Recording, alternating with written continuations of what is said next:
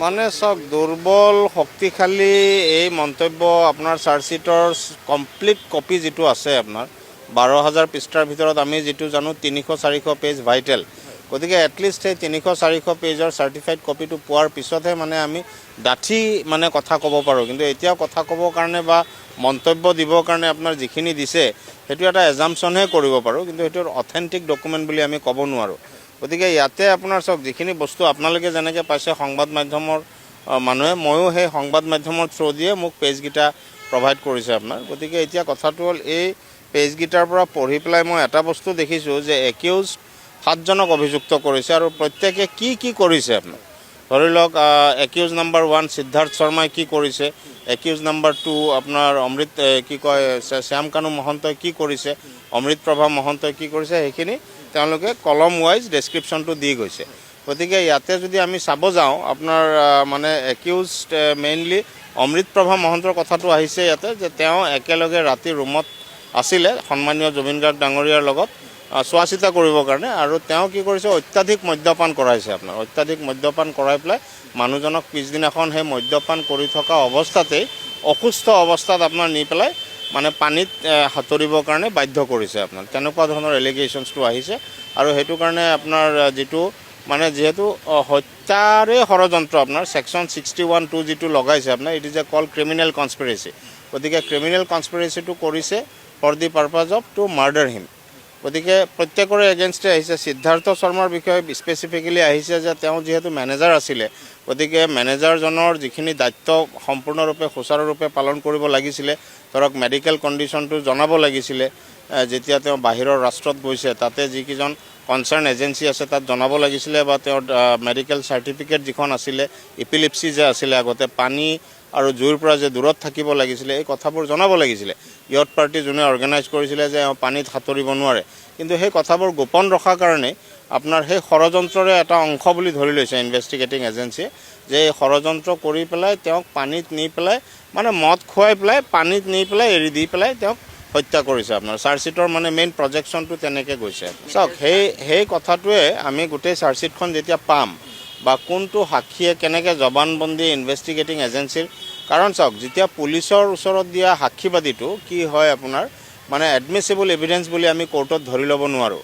গতিকে এতিয়া প্ৰচিকিউশ্যন মানে চৰকাৰী পক্ষৰ এতিয়া দায়িত্ব হ'ব যে এই চাৰ্জকেইটা আপোনাৰ তেওঁলোকে বিয়ণ্ড অল ৰিজনেবল ডাউট মহামান্য ন্যায়ালয়ত প্ৰমাণ কৰিব পাৰিব লাগিব। যেতিয়া ন্যায়ালয়ত এতিয়া ধৰক 22 তাৰিখে অলৰেডি এতিয়া চাৰ্জশ্বিটটো লেট ডাউন হৈ গ'ল মহামান্য CJM আদালতত। CJM আদালতে কপি ফাৰ্নিছ কৰি পেলাই কগনিজেঞ্চ লৈ কেছটো অলৰেডি কমিট কৰি দিছে টু দি ছেশ্যন কোৰ্ট। আৰু ছেশ্যন কোৰ্টত কি হ'ব, এতিয়া 22 তাৰিখৰ পৰা শুনানি আৰম্ভ হ'ব, কেছটো অপেনিং হ'ব, পাব্লিক প্ৰচিকিউটৰে অপেনিং কৰি পেলাই কেছটো চলিব। তাতে যেতিয়া সাক্ষীসকল আহিব আপোনাৰ সাক্ষীবাদী দিব, তেতিয়া সেই সাক্ষীবাদীখিনি যাতে আপোনাৰ ধৰক পুলিচৰ আগত বা বেলেগ এজেঞ্চিৰ আগত যেনেকৈ দিছিলে সেইখিনি যদি কণ্ট্ৰাডিক্টৰী নহয়, যদি ছেইম থাকে, তেতিয়াহ'লে প্ৰচিকিউশ্যনে কেছটো ইষ্টাব্লিছ কৰিবৰ কাৰণে সুবিধা হ'ব। আদাৰৱাইজ যদি ধৰক কণ্ট্ৰাডিকশ্যন আহি যায় তেতিয়া মানে কি হয় আপোনাৰ ডিফেন্সে সুবিধা ল'ব পাৰে। এতিয়া কথাটো হ'ল চাওক প্ৰায় 350ৰ ওপৰৰ সাক্ষী লৈছে। গতিকে এই 350 ওপৰৰ সাক্ষীক প্ৰচিকিউশ্যনে নিশ্চয় চাব। ইয়াৰ ভিতৰত স্কুটনি কৰা তেওঁলোকৰ পাৱাৰ আছে যে কোনকেইজন সাক্ষী এইকেইটা গোচৰ বা এইকেইটা অভিযোগ বা চাৰ্জ প্ৰমাণ কৰিবৰ কাৰণে জৰুৰী হ'ব, সেইটো তেওঁলোকে আপোনাৰ বিচাৰ খোচাৰ কৰি চাই পেলাই যিকেইজন ইম্পৰ্টেণ্ট সাক্ষী তেওঁলোকক যদি মাতে তেতিয়া মই ভাবোঁ গোচৰটো সোনকালে নিষ্পত্তি হ'ব। হয়, মাৰ্ডাৰটো নহয়, সেইটো বস্তু চাওক, মাৰ্ডাৰ কৰিবৰ কাৰণে আপুনি মানুহ এজনক মানে কেনেকৈ মাৰ্ডাৰ কৰিছে সেইটো ইছ্যু নহয়। মানুহ এজনৰ যিহেতু আপোনাৰ মানে মৃত্যু মুখত এৰি দিছে নি পেলাই, গতিকে ডেট ইজ অলছ' ছেকশ্যন 103টো হ'ল একচুৱেলি পানিছমেণ্ট, 1012 হ'ল মাৰ্ডাৰ অফেন্স। গতিকে 101 কৰাৰ কাৰণে 103ত পানিছমেণ্ট দিয়া হ'ব আপোনাৰ, কথাটো তেনেকুৱা। গতিকে যিহেতু আপোনাৰ চাৰ্জশ্বিটত 101 আৰু 103ৰ কথাটো আহিছে, গতিকে মই যিখিনি মেটেৰিয়েল পাইছোঁ আপোনাৰ সেই মেটেৰিয়েলৰ যিটো প্ৰজেক্টশ্যন মানে মদ খুৱাই পেলাই মানুহজনক ইনটক্সিকেটেড অৱস্থাত নি পেলাই পানীত এৰি দিছে আৰু এৰি দিয়াৰ কাৰণে তেওঁ ড্ৰনিং হৈ পেলাই মৃত্যুমুখত পৰিছে। গতিকে ইটছ এ মাৰ্ডাৰ আপোনাৰ।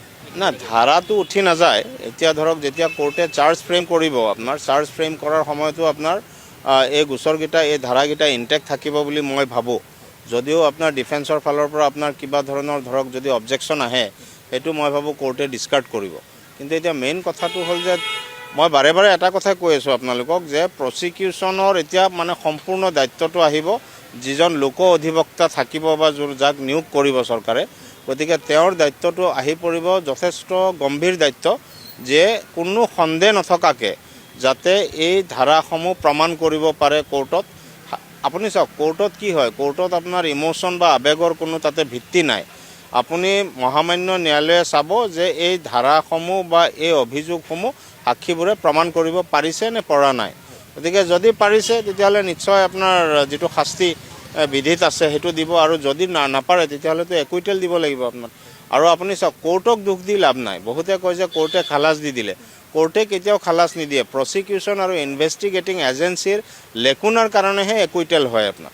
গতিকে court is helpless, court is bound by the evidence. গতিকে এভিডেঞ্চখিনি যদি মানে খুব ডাঠ হয়, খুব মানে প্ৰতিষ্ঠিত এভিডেঞ্চ হয়, তেতিয়াহ'লে মই ভাবোঁ দোষীয়ে কেতিয়াও আপোনাৰ সাৰি নাযায়।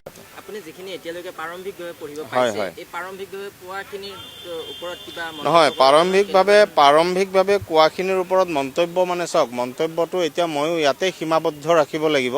কাৰণ চাৰ্জখিনি যিহেতু ইষ্টাব্লিছ হৈছে আপোনাৰ এজ পাৰ দি চাৰ্জশ্বিট, মই ভাবোঁ যে SIT-য়ে মানে যথেষ্টখিনি তথ্য সম্বল এজ এ ইনভেষ্টিগেটিং এজেঞ্চি হিচাপে পাইছে।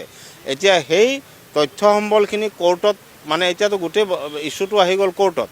ইনভেষ্টিগেটিং এজেঞ্চিৰ ৰোল এতিয়া নাই। ইনভেষ্টিগেটিং এজেঞ্চিয়ে খালি সাক্ষীসমূহক প্লেচ কৰাত হেল্প কৰিব পাৰে, কিন্তু এতিয়া গোটেই দায়িত্বটো আহি গৈছে কোৰ্টৰ।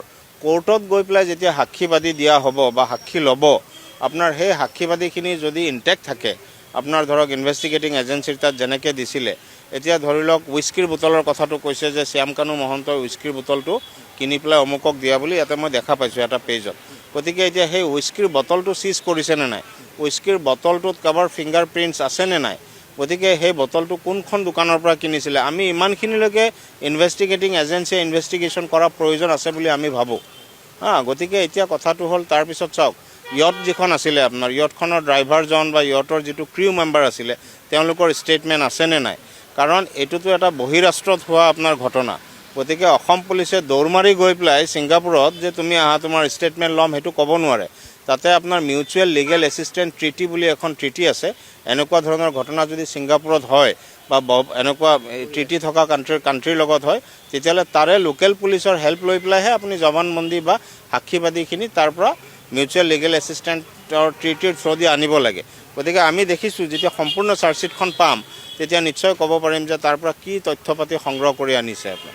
গতিকে সেই তথ্য পাতিখিনি ভাইটেল হ'ব, কাৰণ মাৰ্ডাৰটোতো ইয়াতে হোৱা নাই, মাৰ্ডাৰটো হৈছে ছিংগাপুৰত। গতিকে তাতে যিহেতু হৈছে, কেনেকৈ কি ছিটুৱেশ্যনত কোনে কি দি পেলাই মাৰ্ডাৰ কৰিছে, গোটেই বস্তুখিনি আপোনাৰ প্ৰমাণ কৰিব পাৰিব লাগিব আপোনাৰ ইয়াত।